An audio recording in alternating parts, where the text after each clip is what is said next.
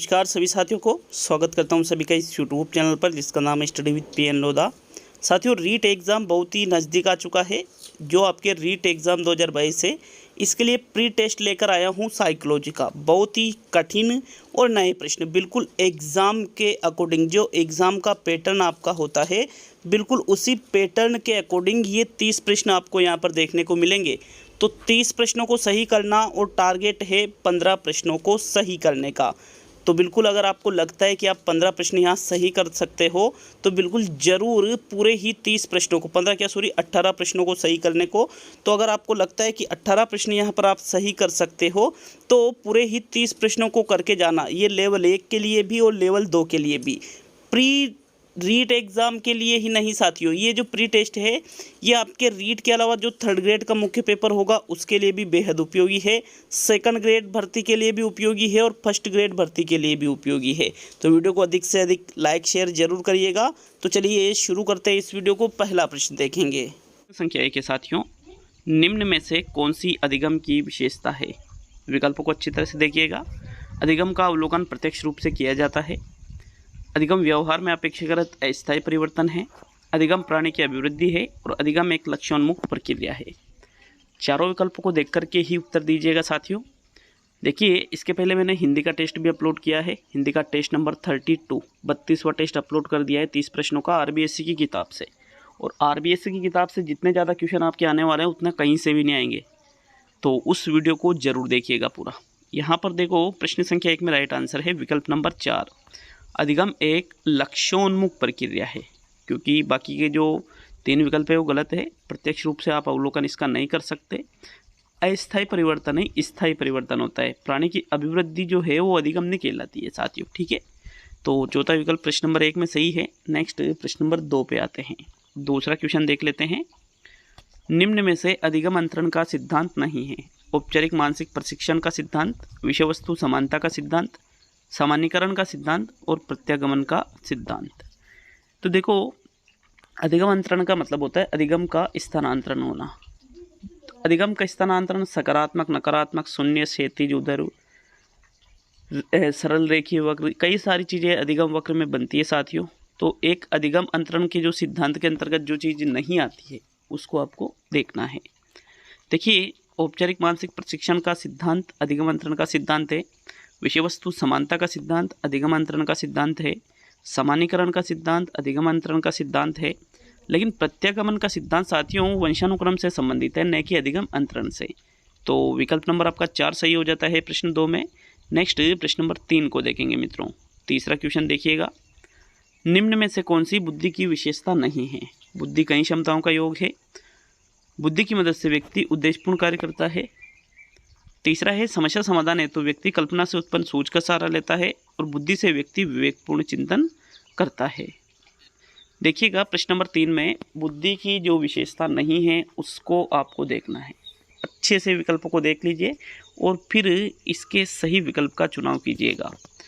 तो देख लेते हैं इसका राइट आंसर क्या रहेगा। विकल्प नंबर 3। साथियों, बुद्धि कई क्षमताओं का योग भी होती है। कई क्षमता इसमें सम्मिलित मानी जाती है। इसकी मदद से ही व्यक्ति उद्देश्यपूर्ण कार्य भी करता है, विवेकपूर्ण चिंतन भी इसी से करता है। लेकिन तीसरा विकल्प क्या कह रहा है? समस्या समाधान है तो व्यक्ति कल्पना से उत्पन्न सोच का सहारा नहीं लेता है, बुद्धि से उत्पन्न सोच का सहारा लेता है। तो 3rd विकल्प यहाँ पर बुद्धि की विशेषता नहीं है। तीसरा विकल्प आपका सही आंसर है। नेक्स्ट प्रश्न नंबर 4 पे आते हैं। चौथा क्वेश्चन।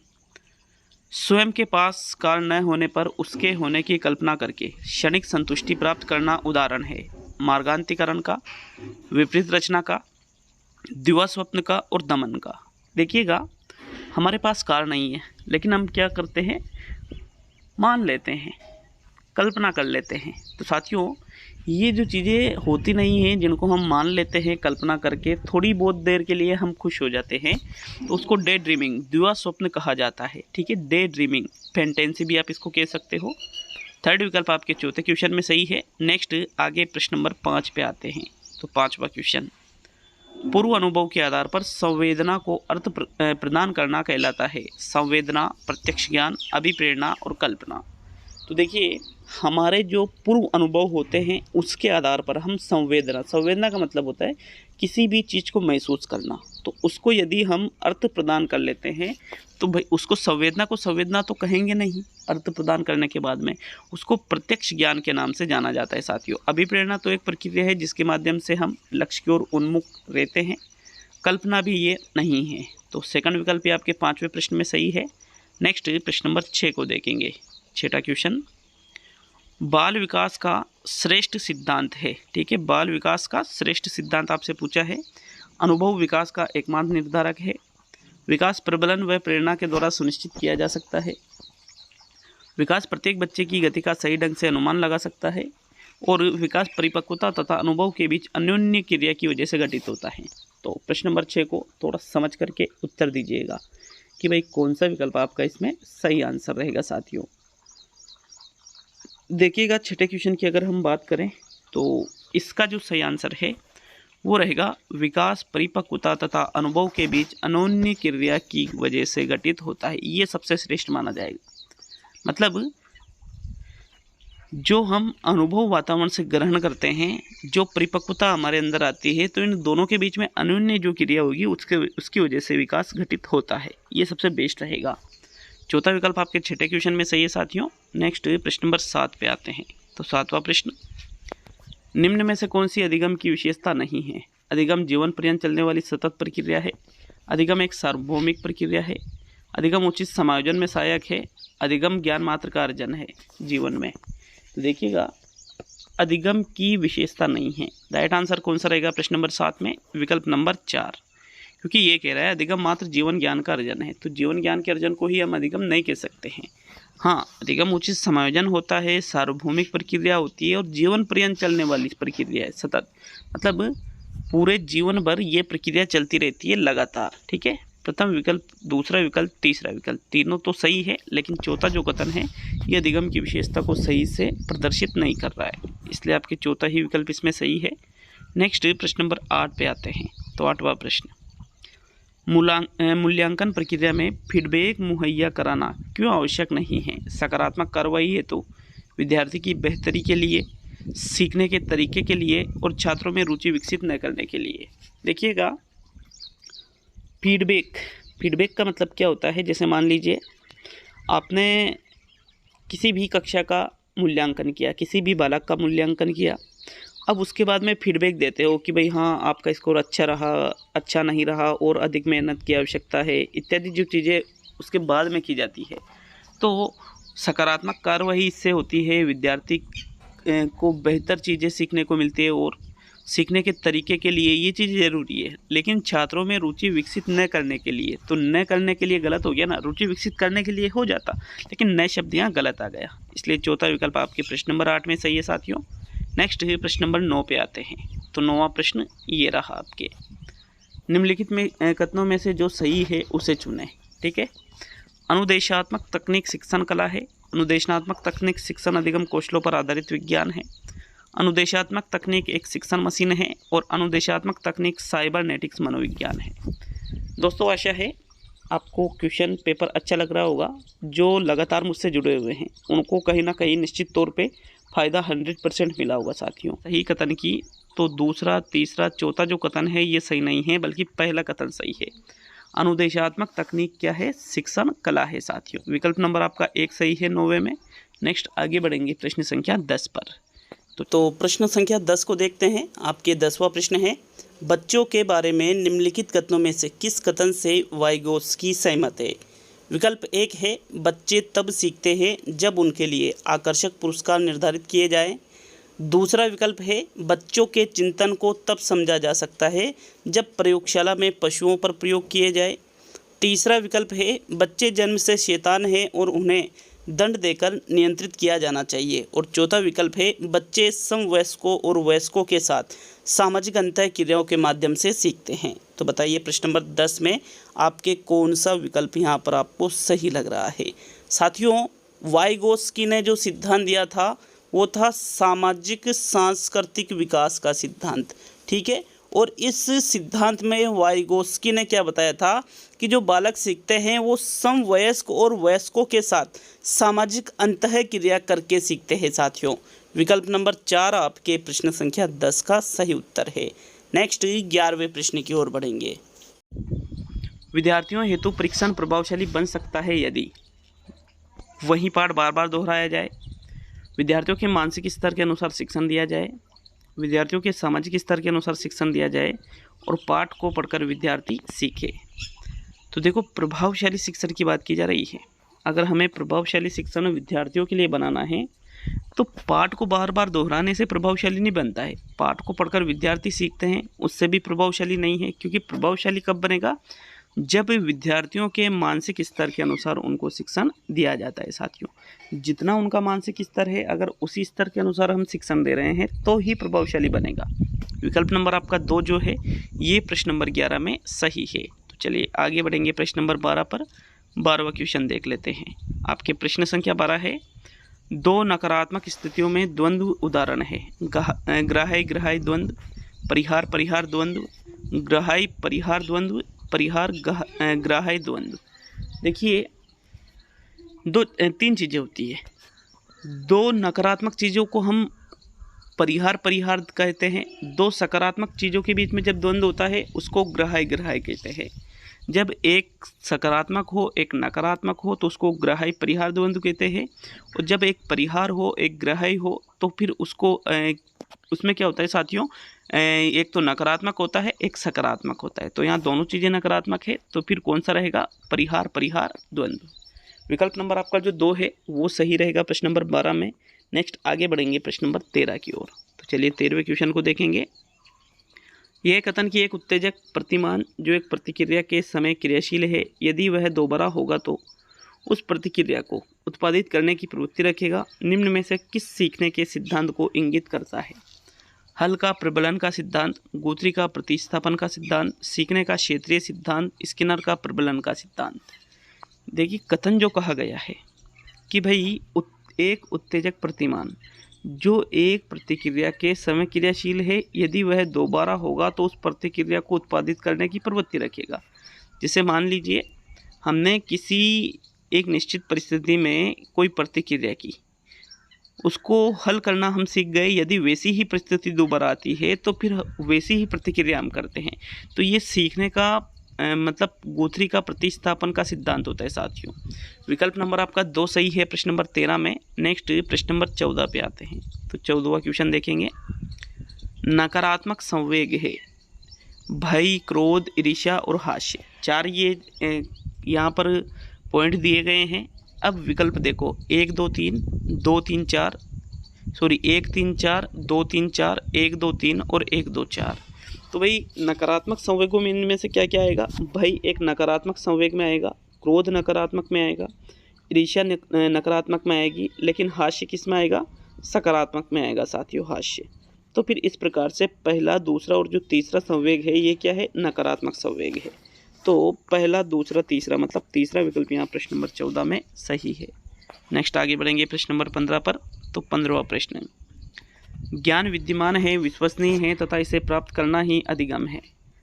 कौन सा मनोविज्ञान का संप्रदाय उपरोक्त कथन को अस्वीकार करता है। संज्ञानवाद, व्यवहारवाद, संरचनावाद और मनोविश्लेषणवाद। तो देखो, ज्ञान विद्यमान है, ज्ञान विश्वसनीय है, इसे प्राप्त करना ही अधिगम है। इसको अस्वीकार करने वाले संप्रदाय के बारे में बताना है आपको प्रश्न संख्या 15 में। साथियों, जो संज्ञानवाद है, व्यवहारवाद है, जो मनोविश्लेषणवाद है, ये तीनों तो इसका समर्थन करते हैं। लेकिन संरचनावाद में क्या कहा जाता है कि भाई ज्ञान की संरचना की जाती है। क्या की जाती है, संरचना की जाती है, प्राप्त नहीं किया जाता, संरचना करके इसको प्राप्त किया जाता है। विकल्प 3 सही है आपके प्रश्न नंबर 15 में। नेक्स्ट आगे बढ़ेंगे प्रश्न नंबर 16 की ओर। तो चलिए 16वें क्वेश्चन को देख लेते हैं। आपके प्रश्न संख्या 16, क्रियात्मक अनुसंधान का प्रथम सोपान है समस्या का सीमांकन, समस्या का चयन, क्रियात्मक परिकल्पनाओं का निर्माण और कार्य योजना का निर्माण। देखो, क्रियात्मक अनुसंधान के सोपानों की बात करें तो इसका जो प्रथम सोपान आता है वो होता है, यहाँ पर देखिएगा, क्रियात्मक अनुसंधान का प्रथम सोपान पूछा है तो सबसे पहले समस्या का सीमांकन तो नहीं करेंगे, क्रियात्मक परिकल्पनाओं का निर्माण बाद में किया जाएगा तो ये तो गलत है। अब दूसरा या चौथा, तो सबसे पहले हम क्या करते हैं साथियों, समस्या का चयन करते हैं। भाई समस्या के चयन के बाद में ही तो योजना बनाएंगे, पहले थोड़ी योजना बना लेंगे कि भाई समस्या का चयन ही नहीं किया और पहले ही योजना बना रहे हो, तो गलत हो जाता है। सेकंड विकल्प आपके 16वें क्वेश्चन में बिल्कुल सही है। नेक्स्ट आगे बढ़ेंगे प्रश्न नंबर 17 पर। तो चलिए 17वें क्वेश्चन को देख लेंगे। निम्न में से कौन सी सृजनात्मकता की प्रमुख विशेषता नहीं है? रूपांतरण की योग्यता, किसी परिस्थिति के प्रति विशेष सांवेगिक प्रतिक्रिया का प्रदर्शन, किसी शब्द या अवधारणा को पुनर्परिभाषित करने की योग्यता और केंद्राभिमुख उत्पादन की योग्यता। तो बताइए चारों विकल्पों में से आपको कौन सा विकल्प जो है सृजनात्मकता की प्रमुख विशेषता नहीं लग रहा है? साथियों सृजनात्मकता का मतलब मौलिकता, नवीनता, इनसे लिया जाता है। तो भाई रूपांतरण करना मतलब रूप परिवर्तन करना, ये भी सृजनात्मकता है। केंद्राभिमुख उत्पादन की योग्यता मतलब केंद्र से अलग हट करके कोई नई चीज़ आप बनाते हो, वो भी सृजनात्मकता है। किसी शब्द या अवधारणा को पुनर्परिभाषित कर रहे हो तो वो भी नया है, इसलिए ये भी सृजनात्मकता है। लेकिन यहाँ जो दूसरा विकल्प है किसी परिस्थिति के प्रति विशेष सांवेगिक प्रतिक्रिया का प्रदर्शन, ये कोई सृजनात्मकता की विशेषता नहीं है। विकल्प नंबर आपका जो 2 है ये इस क्वेश्चन में सही रहेगा 17वें प्रश्न में। नेक्स्ट प्रश्न नंबर 18 पे आते हैं। तो 18वां प्रश्न है, गेने के द्वारा दिया गया सबसे उच्च अधिगम का प्रकार है? श्रृंखला अधिगम, नियम अधिगम, समस्या समाधान अधिगम और संकेत अधिगम। तो रॉबर्ट एम गेने ने अलग से कोई सिद्धांत नहीं दिया है, जो अधिगम के प्रकारों को दिया था उनको एक निश्चित क्रम में जमा दिया, वही गेने का सिद्धांत था सीखने का। तो इसमें सबसे उच्च प्रकार का जो अधिगम बताया था इन्होंने वो था समस्या समाधान अधिगम।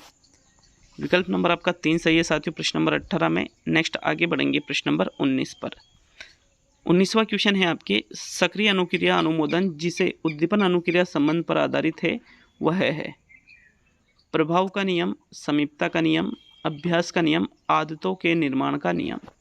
तो देखो सक्रिय अनुक्रिया अनुमोदन जो उद्दीपन अनुक्रिया संबंध पर आधारित होता है, मतलब उद्दीपक के प्रति जो अनुक्रिया की जाती है सक्रिय रूप से। तो साथियों ये कौन सा नियम है? प्रभाव का नियम है। ये प्रभाव या परिणाम का नियम इसको हम कह सकते हो।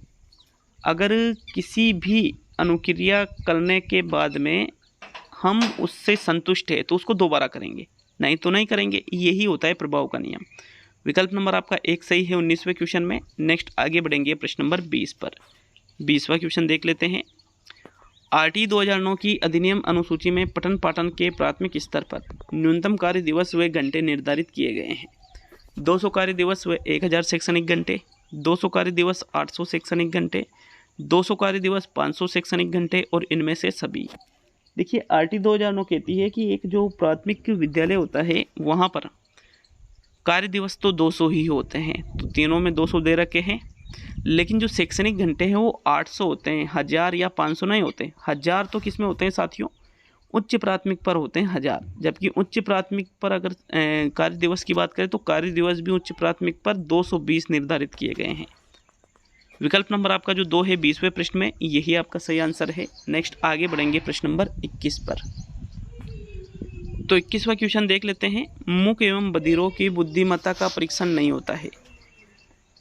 मौखिक बुद्धिमत्ता परीक्षण द्वारा, अमौखिक बुद्धिमत्ता परीक्षण द्वारा, निष्पत्ति परीक्षण द्वारा, 2 अथवा 3। तो देखिएगा मूक एवं बधिर मतलब जो बालक बहरे और गूंगे हैं उनकी बुद्धिमत्ता का परीक्षण किससे नहीं होगा?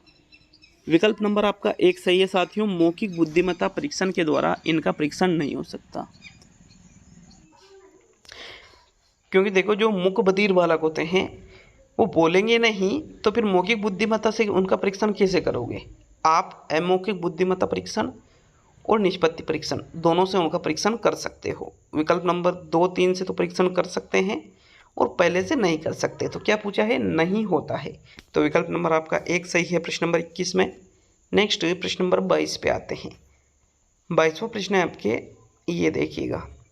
बालक में स्वयं ज्ञान की संरचना पर कौन सा सिद्धांत निर्भर करता है? संबंध प्रत्यावर्तन का सिद्धांत, अंतर्दृष्टि का सिद्धांत, उद्दीपन अनुक्रिया का सिद्धांत, निर्मितवाद का सिद्धांत। तो 22वें क्वेश्चन को अच्छे से समझ करके उत्तर दीजिएगा। स्वयं ज्ञान की संरचना बालक के द्वारा की जाती है, ऐसा कौन सा सिद्धांत बताता है? देखिए, अंतर्दृष्टि के सिद्धांत में सोच या कल्पना का सहारा लिया जाता है। उद्दीपक अनुक्रिया के सिद्धांत में उद्दीपक के प्रति अनुक्रिया की जाती है। संबंध प्रत्यावर्तन सिद्धांत में क्या होता है साथियों, अनुबंधन स्थापित किया जाता है। लेकिन जो निर्मितवाद का सिद्धांत है, इसमें बालक स्वयं ज्ञान की संरचना करना सीखता है। तो विकल्प नंबर आपका 4 सही है प्रश्न संख्या 22 में। नेक्स्ट आगे बढ़ेंगे प्रश्न नंबर 23 पर। तो चलिए 23वें क्वेश्चन को देख लेते हैं। आपके प्रश्न संख्या 23 है, तर्कना की विशेषता है। तर्क चिंतन की एक प्रक्रिया है। तर्क को चिंतन का एक रूप माना जाता है। तर्क एक जटिल मानसिक प्रक्रिया है और उपरोक्त सभी कथन सत्य है। तो देखो, तर्कना की विशेषता आपसे पूछी जा रही है। तर्कना का मतलब क्या होता है साथियों, यहाँ पे तर्क चिंतन की एक प्रक्रिया भी है, तर्क को चिंतन का एक रूप भी माना जाता है, तर्क एक जटिल मानसिक प्रक्रिया भी है, मतलब उपरोक्त सभी कथन इसमें सत्य है प्रश्न नंबर 23 में। तो फोर्थ विकल्प आपके 23वें क्वेश्चन में सही है। नेक्स्ट आगे बढ़ेंगे प्रश्न नंबर 24 पर। 24वां क्वेश्चन देख लेते हैं। कल्पना को मानसिक प्रस्तन किसने माना है? वुडवर्थ, बीएन झा, रायबर्न और स्किनर। 24वें क्वेश्चन में राइट आंसर बताइएगा कि भाई कौन सा विकल्प इसमें सही है। तो देखिएगा, कल्पना को मानसिक प्रस्तन जिसके द्वारा कहा गया था वो थे वुडवर्थ। विकल्प नंबर आपका 1 सही है 24वें प्रश्न में। नेक्स्ट आगे बढ़ते हैं प्रश्न नंबर 25 पर। वीडियो अच्छा लगे तो लाइक कमेंट जरूर करिएगा। कितने क्वेश्चन आपके सही हुए हैं ये हमें जरूर बता करके जाइएगा। मान लो कि भाई 30 में से 1-2 प्रश्नों में आपको डाउट हो तो उसके लिए आप कमेंट करिएगा साथियों, आपको उसका उत्तर जरूर मिलेगा। एनसीएफ 2005 के दस्तावेज का प्रारंभ किस निबंध के उद्धरण द्वारा होता है? सभ्यता और प्रगति, सभ्यता और संस्कृति, समाज और संस्कृति और समाज और प्रगति। देखिए, एनसीएफ 2005 गुरुदेव रविन्द्रनाथ टैगोर का एक निबंध है। तो उसमें जिस उद्धरण से एनसीएफ 2005 की शुरुआत की गई है उस उद्धरण को कहते हैं सभ्यता और प्रगति। विकल्प नंबर आपका 1 सही है साथियों प्रश्न नंबर 25 में। नेक्स्ट देखेंगे प्रश्न नंबर 26 को। तो चलिए 26वें क्वेश्चन की ओर बढ़ते हैं। निम्न में से कौन सा कथन सत्य नहीं है? आवश्यकता वंचना की शारीरिक अवस्था नहीं है। अंतर्नोद आवश्यकता का मनोवैज्ञानिक परिणाम है। आवश्यकता एवं अंतर्नोद समान नहीं है बल्कि समानांतर है। और मूल वृत्तियाँ आंतरिक जैविक बल है। तो देखो, सत्य नहीं है, ठीक है, ये चीज़ इंपॉर्टेंट होती है। सत्य है, सत्य नहीं है, नहीं है। इन चीज़ों को विशेष तौर पे पकड़ना सीख लेना, ठीक है। गोला बना लिया करो ऊपर जब पेपर हल करो कि भाई नहीं है पूछा है पूछा है, असत्य पूछा है, सत्य पूछा है, असत्य नहीं है पूछा है, सत्य नहीं है पूछा है, इत्यादि। तो यहाँ पर मूल वृत्तियों को आंतरिक जैविक बल माना जाता है। आवश्यकता अंतर्नोद समान नहीं होते हैं बल्कि समानांतर होते हैं। अंतर्नोद आवश्यकता का मनोवैज्ञानिक परिणाम भी होता है, लेकिन यहाँ जो प्रथम विकल्प कह रहा है कि आवश्यकता वंचना की शारीरिक अवस्था नहीं है, ये कथन सत्य नहीं है, क्योंकि आवश्यकता वंचना की शारीरिक अवस्था ही होती है साथियों। विकल्प नंबर आपका 1 इसका आंसर है। नेक्स्ट प्रश्न नंबर 27 पे आते हैं। तो आपके 27वां प्रश्न, एरिक्सन के अनुसार बालक विद्यालय जाना किस अवस्था में आरंभ करते हैं? विश्वास बनाम अविश्वास, उपक्रम बनाम ग्लानि, समग्रता बनाम भग्नाशा और पहचान बनाम भूमिका संभ्रम। देखिए, पहचान बनाम भूमिका संभ्रम का संबंध किशोरावस्था है, तो भाई किशोरावस्था से तो पहले ही जाने लग जाता है विद्यालय, तो ये तो गलत है। विश्वास बनाम अविश्वास 0 से 1 वर्ष तक की अवस्था है, इसमें तो कोई विद्यालय जाएगा नहीं। अब 2 विकल्प है, समग्रता बनाम भग्नाशा और उपक्रम बनाम ग्लानि। तो साथियों, जो समग्रता बनाम भग्नाशा है ये तो अंतिम अवस्था होती है 8वीं अवस्था, ठीक है। संपूर्णता को प्राप्त करके निराशा की प्रवृत्ति आदमी में जागृत होती है, तो ये भी आपका आंसर नहीं है। तो एक ही विकल्प बचा, उपक्रम बनाम ग्लानि, जो कि बाल्यावस्था का है 6 से 12 वर्ष। तो साथियों, इसी अवस्था में बालक विद्यालय जाना आरंभ करता है। विकल्प नंबर आपका 2 सही है 27वें में। नेक्स्ट आगे बढ़ेंगे प्रश्न नंबर 28 पर। 28वां क्वेश्चन है आपके। तो साथियों, प्रश्न नंबर 28 से 17वायिक रोग का संबंध है। भूख से है, प्यास से है, थकान से है और नींद से है। स्टार कर लेना क्वेश्चन को, बहुत इंपॉर्टेंट है। जो 17वायिक रोग है इसका संबंध साथियों थकान से होता है। थर्ड विकल्प आपके प्रश्न नंबर 28 में सही है। अब सेकंड लास्ट क्वेश्चन देख लेते हैं, मतलब 29वां प्रश्न क्या पूछ रहा है आपसे। कार्यसूचक क्रिया परिभाषित करना किस उद्देश्य से संबंधित है? ज्ञान से, बोध से, प्रयोग से, विश्लेषण से। तो जब भी हम किसी चीज़ को परिभाषित करते हो, किसी चीज़ को पहचानते हो, तो साथियों वो चीज़ ज्ञान के अंतर्गत आती है। किसके अंतर्गत? ज्ञान के अंतर्गत। विकल्प 1 सही है प्रश्न नंबर 29 में। अब आज का अंतिम और 30वां क्वेश्चन देख लेते हैं। क्या पूछा जा रहा है 30वें प्रश्न में? स्पीयरमैन द्वारा प्रतिपादित बुद्धि के सिद्धांतों को ध्यान में रखते हुए निम्न में से असत्य कथन बताइएगा। बुद्धि में जी कारक का महत्व एस कारक से अधिक है। एस कारक का स्वरूप अपरिवर्तनीय होता है। एस कारक पर पूर्ण अनुभूति, प्रशिक्षण आदि का प्रभाव पड़ता है और कोई भी कथन असत्य नहीं है।